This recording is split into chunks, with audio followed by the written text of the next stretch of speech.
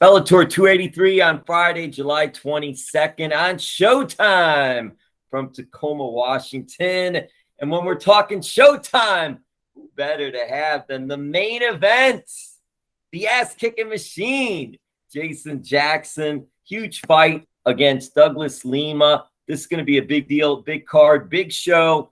And Jason, now, originally it was going to be co-main event. Then there were some injuries to others, Pitbull, and now you're elevated to the main event. Just what is it like for you? I know you're a fighter. You'll fight anywhere, anytime. But what is it like being part of the main event for the show? This mean the world to me. You know, I always want to be the headliner, so especially in a big promotion like Bellator. So now, God gave me the opportunity, and I'm going to deliver. What can you tell us about your opponent? And what can you tell us about training for you without giving away any details of what you're going to do, but just the training and also your opponent, Douglas Lima?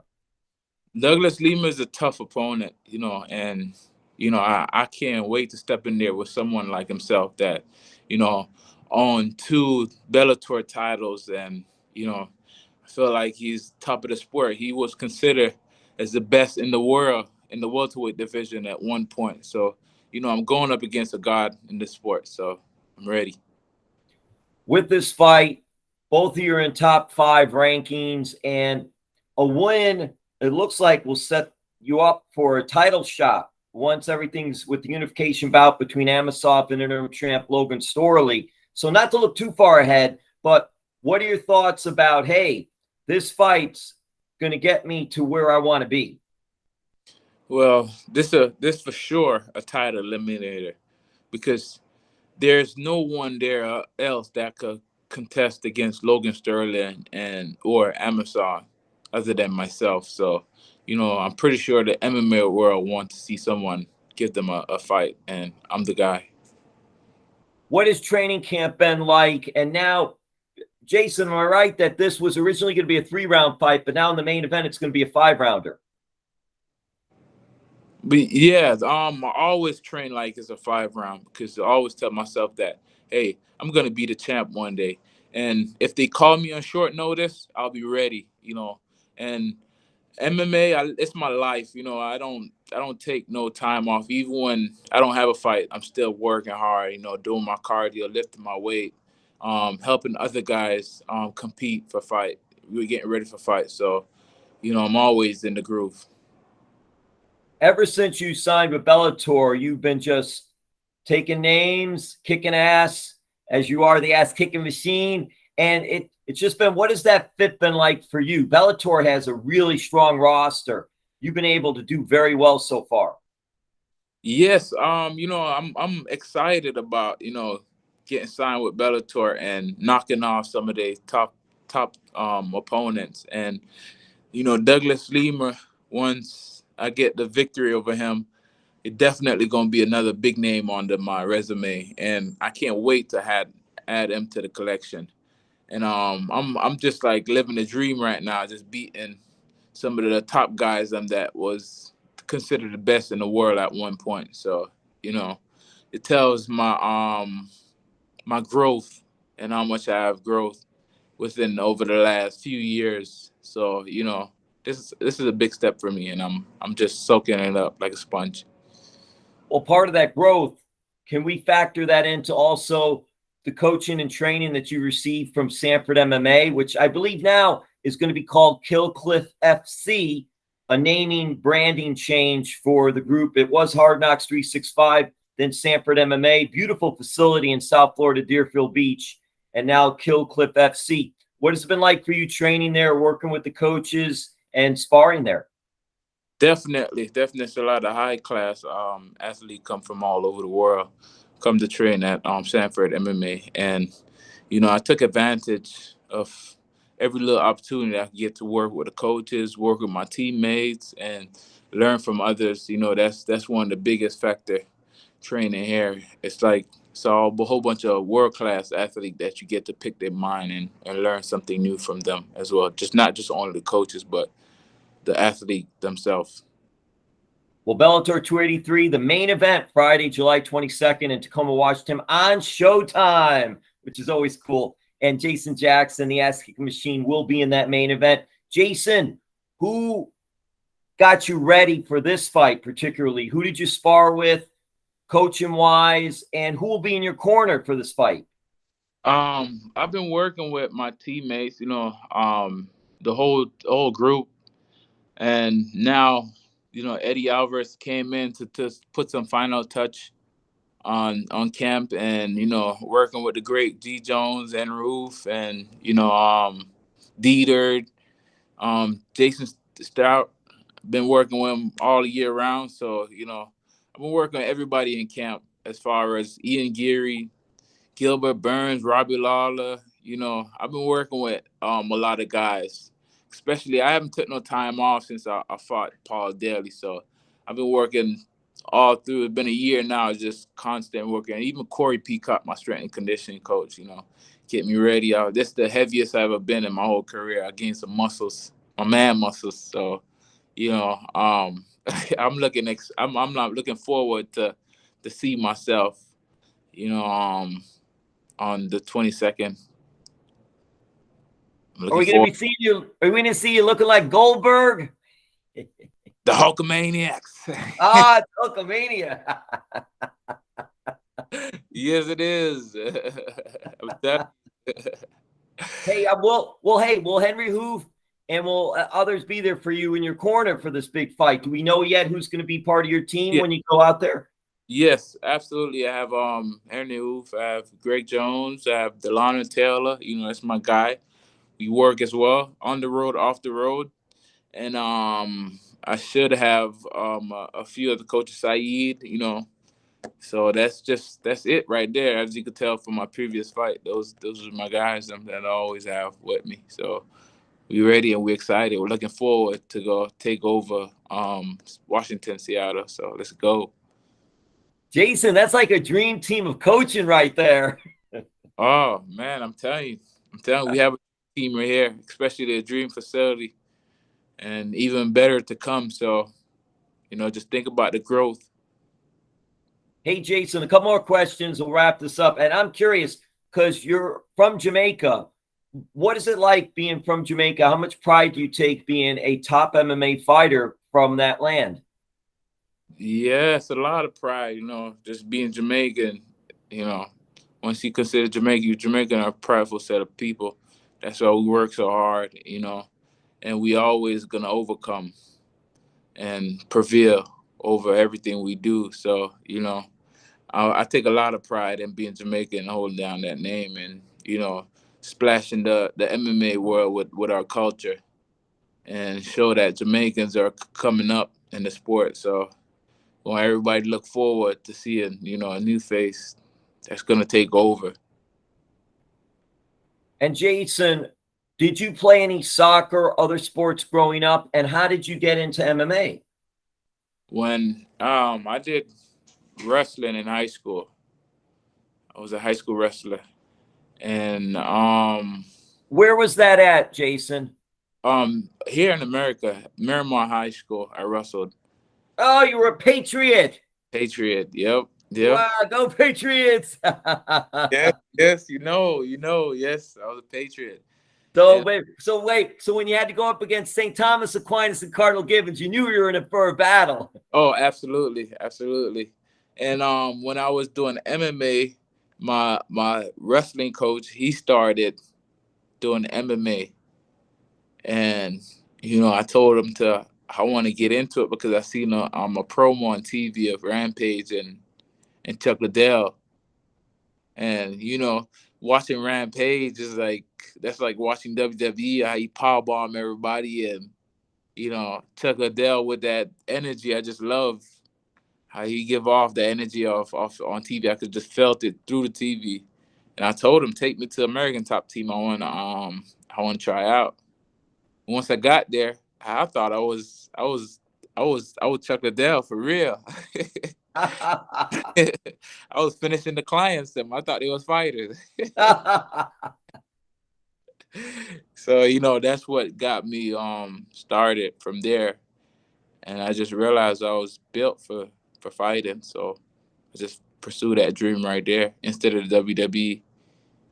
Yeah, and that's what we're gonna wrap it up with WWE. But I have to ask you about Miramar High School. What was it like for you being in South Florida, going to Miramar High School? That's, gosh, right around the corner from Sanford, not far from Sanford, close to Deerfield Beach High School, which was pretty good for the wrestling as well. I recall I cover a lot of high school wrestling back in the day, and then also some still today do some stuff with high school wrestling. So it's very familiar with the area with that. So what was it like for you just being at Miramar High School and being involved in high school sports, high school wrestling? That's Miramar High School. That's where it started at. That's where I got my feet wet, and still treat me like family if I need to go back there and go get some work done. Still look at all the coaches like family, and just being in that community, it's more of it's a lot of Jamaicans in that area. So, I felt like it was like home for me being back in Jamaica. So, in Miramar High School, I just felt at home, and I wouldn't trade it for the world, that experience. Hey, Jason, did you make it to regionals? Oh no, I didn't. I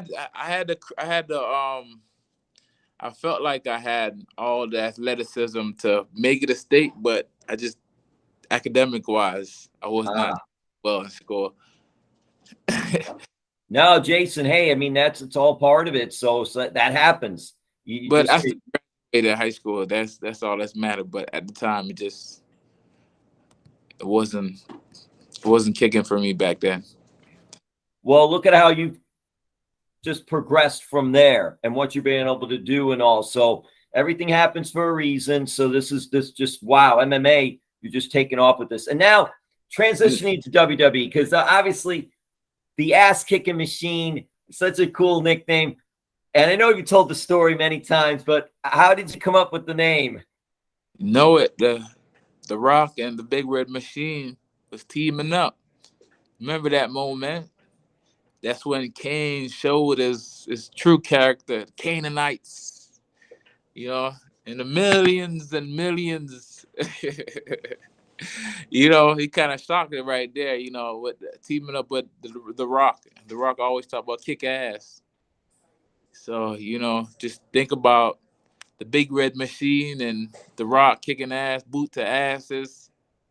Just thought about it and just the Rock always correct people that it's the Rock, it's not Rock. So just all that light bulb just popped in my head, and I was like, ding, ding, the ass kicking machine. Boom. Name just struck right there, stuck with me.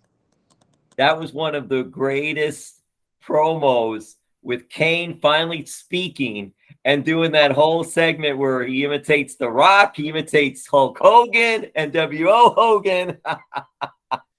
I remember that too. That was just so great. Hey, Jason. Well, have you ever gone to a WWE event live? Have you ever been to a show?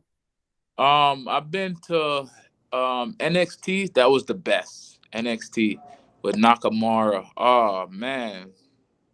Nakamura and the glorious Bobby Roode. Bobby Roode in TNA.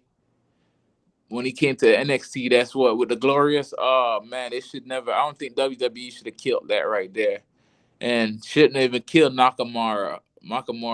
I don't know why they killed those. That was the best show that I ever been to. It's NXT, and I went to SmackDown, and I wish if I would have stayed home and watched it. Yeah, if you had more fun at NXT, they put on a better show for you, and that was it. And all that happens. That happens. But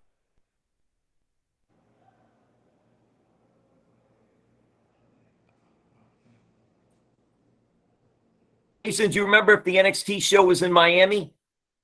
Yes, the NXT show was in Miami. At the University of Miami. Yep. Never forget that. Oh man, Jason, I was at every show there that they had. They've had a few, so I know we were there. We were both there then.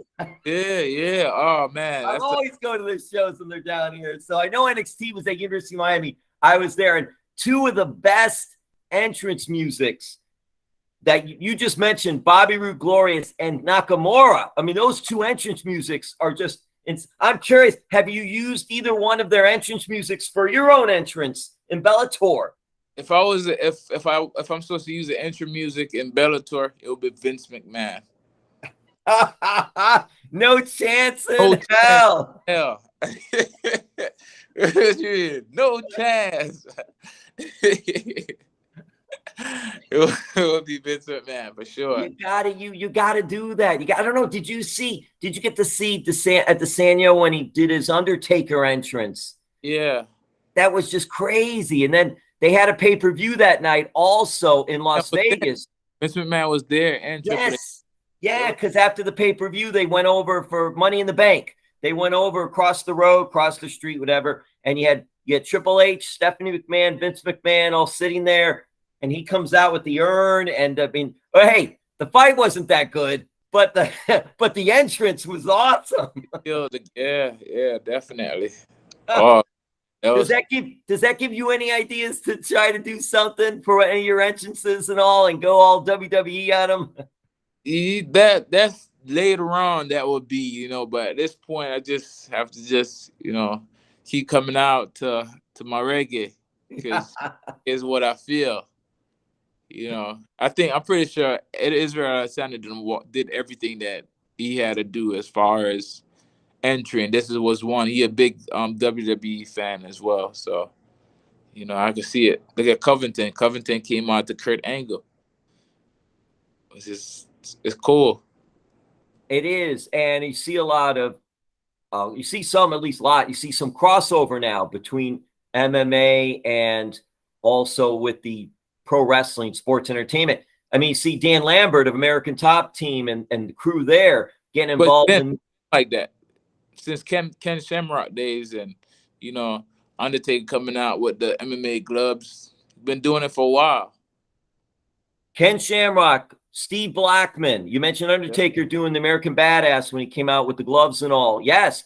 And even this is going back even probably before your time, but my time. Well, I was going to say Dan the Beast Severin was somebody that transitioned and all, and geez, kept himself in shape for all those years.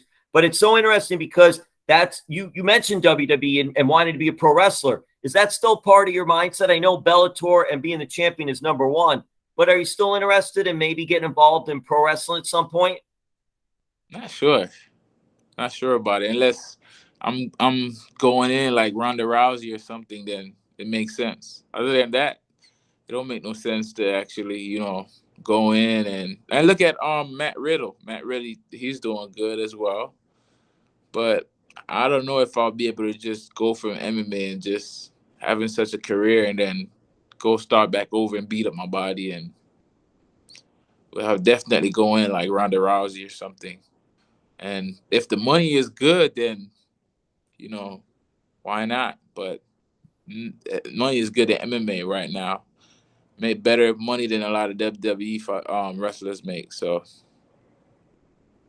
yeah, well, Jason, you talk about Matt Riddle, and that's interesting because Matt Wright started on Evolve and other companies, and then got WWE. So it was a journey for him. Where like Ronda Rousey already built herself up in the MMA world, UFC, and then all of a sudden she's right there. All of a sudden she's on TV. So all that, yeah, she didn't have to go through all that, the painstaking part of it. She still works hard at it, but it was a different type of how you get there. And also, I understand that. For you, if it was like, hey, we got a spot for you on TV, we want you to come in, here's where we're going to pay you, then it'd be like, yeah, well, let's go and all. Oh, Brock Lesnar, another guy that, was in there, UFC, then came back, WWE. So, yeah, there's so many out there transitioning. Same thing. He had about 2 fights, and then he received a title fight, or was it 1 fight? Then he had a title fight. It was like 2 fights, and then he had a title, but it was very quick with him and all. So, yeah, and you see someone like a Junior Dos Santos who came in for an appearance for another group, AEW, but like every once in a while you might get somebody coming in for 1 fight. Cain Velasquez. Another one. Exactly. It just you go down the line with it and all, and just see so many crossover. And every CM Punk trying MMA. Oh, yeah. See, it had a name until Mickey Gall whooped his ass. So right? This ain't scripted. You see the content that Mickey put out there, have him put doing the go to sleep. I was like, that's the best.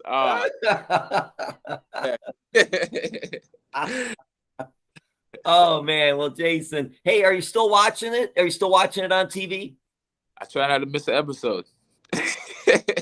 Well, I don't know when you're leaving, and I know it's not NXT, but we've got WWE SmackDown, not the TV show, the house show, no TV, on Sunday at the FLA Live Arena out here at Sawgrass Mall where the Florida Panthers play. That place. So they're going to be in town Sunday night. They're going to have, I'm trying to think, like New Day's going to be there, the Usos, Drew McIntyre, Sheamus. I just did an interview with a new guy, Madcap Moss.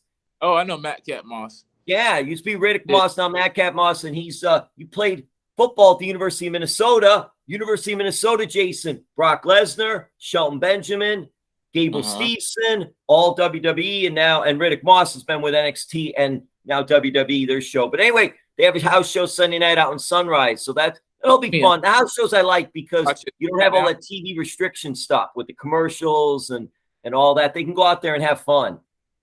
Oh, what you mean? Like they watching SmackDown? Or it's the SmackDown wrestlers. So they have the SmackDown superstars and the Raw superstars. So that when they go on tour, they bring whichever group with them. So for this group that's coming down here to South Florida, they're going to bring the SmackDown superstars with them on Sunday. And then they're going to have Friday, they're going to be in Orlando. And then Saturday, they're in Fort Myers. And then Sunday, they'll be here in South Florida for their show over there. So, yeah, they're doing that. So that'll be, like I said, the house shows are different from the TV shows because they can get out there and try new things. And they can have a little bit longer matches and have a little more fun. So, yeah, it'll be good. It's always, I like it. I'll be out there for that. I'll have some fun with that and all. But that's what they're doing this weekend. Hey, I like your man cave. Yeah, man. Yeah, man. We got some, I don't know what you can see there. We got some WrestleMania. We got some WCW old school.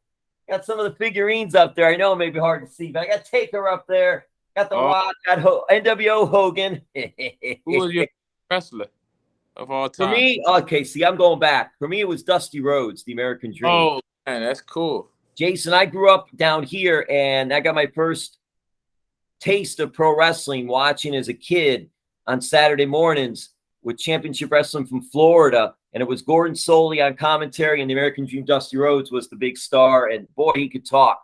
You talk about Rock, you talk about Hogan, talk about Ric Flair, Dusty too, man. They just can get Ric Flair. I mean, they could all get with that talk. And I love that with Dusty. You guy. The guy that can talk. Well, Dusty too. The thing with Dusty is he didn't look like anyone. Like he didn't have that big physique. Dusty had the belly and all. But you know what? He was heavy, but he could wrestle. He can go half hour, 40 minutes. They went 60-minute matches back then sometimes, and Dusty could go. It was amazing. And the bionic elbow was this big thing. That was always hit you with the elbow. They go down and all. And then the other one later on was Macho Man Randy Savage. I loved Macho Man. That's his character, man. I just loved it. And the bandana with the glasses. Wasn't the Ultimate Warrior guy? Ultimate Warrior was okay. It wasn't like my number one guy. He come out here, he shook the ropes, he had all the tassels on, this thing and all. But then he fought Macho Man. What could I do? I was like, no, I didn't care if Macho Man was the heel or the face, the bad guy or the good guy. I always cheered for Macho. So he's going against Ultimate Warrior, and it's like, I like Warrior, but I'm like, no, I can't go against my guy, Macho Man. Those are my two favorites and all. I like them. Rock is just incredible. I don't know. You give that guy a microphone and he just nails it every single time. The trash talking is so big. Remember what Mark Henry said, right? No. He was like, The Rock was the type of guy that used to write down his roles them and bring them and practice them. He was so annoying.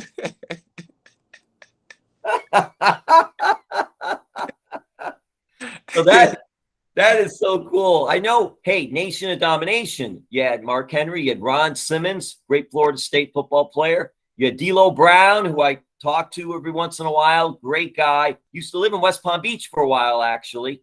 And, of course, The Rock. And, I mean, geez, Mark, you mentioned Mark Henry. Jason, one of my favorite all-time segments was Mark. It was built up all day. Social media has changed everything. It was built up all day on social media. Mark Henry was going to retire. He was going to give his speech on, I think it was SmackDown.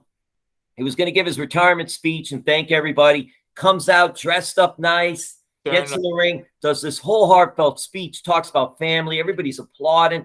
John Cena comes out with the belt, gives his mic, goes, "No, John, you know what? This is your belt, but thank you." But he gives the belt back, give him a moment.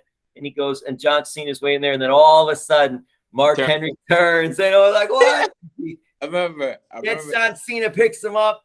Oh, the Mark Henry slam. And I was like, I was surprised too. And I was like, oh my God, this is great. He fooled everybody. I love it. Yeah.